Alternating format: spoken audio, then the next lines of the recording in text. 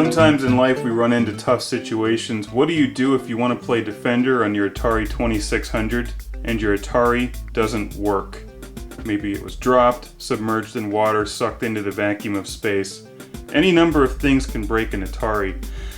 If you have a Colecovision laying around the house, that can help. And let's take a look at how. First thing you do is you want to remove your Atari cartridge of Defender and take your Atari out of the way. Enter the Colecovision. And maybe you've been wondering what that little slot down there is. That looks like something should fit into it. And that's correct.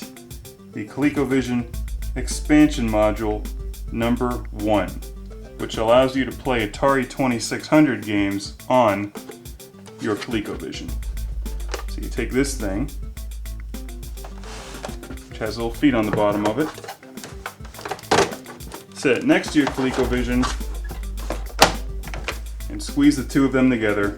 And now you have a massive new game console that plays both ColecoVision games and Atari 2600 games. Take that out. There's Defender for the Atari. Put that in. Plug in a controller.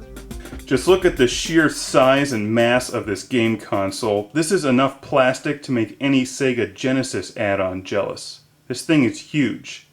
Now, even with all this size, it does not improve or enhance your Atari 2600 games in any way.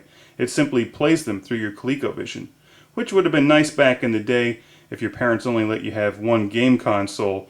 That way you could have had the ColecoVision and got this add-on, which is smaller than the old Atari 2600.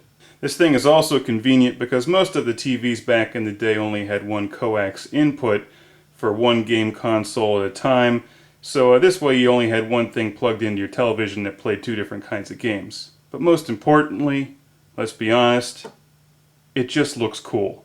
Let's take a close-up look at this thing. It has a textured surface just like the ColecoVision. All the buttons that you need to play Atari games are right here. This is your color and black and white switch, difficulty settings A and B, game select, and reset. You set the channel on the console itself. This is the cartridge slot for the Atari games. Has a little metal door there, which is nice. It's not even plastic, it's metal, which is very similar to the metal door on the ColecoVision. You don't need an additional power supply. This thing turns on and off with the ColecoVision master power switch. Here's the controller ports that work with any Atari 2600 controllers or Sega Genesis controllers. Plug that in there. You're good to go. And there you go, you can finally play Defender even if you don't have an Atari 2600 around, using your ColecoVision Expansion Module and any controller that works with an Atari, including the Sega Genesis arcade stick, which works well with Defender. Who wants to play small handheld portable game consoles when you could play this?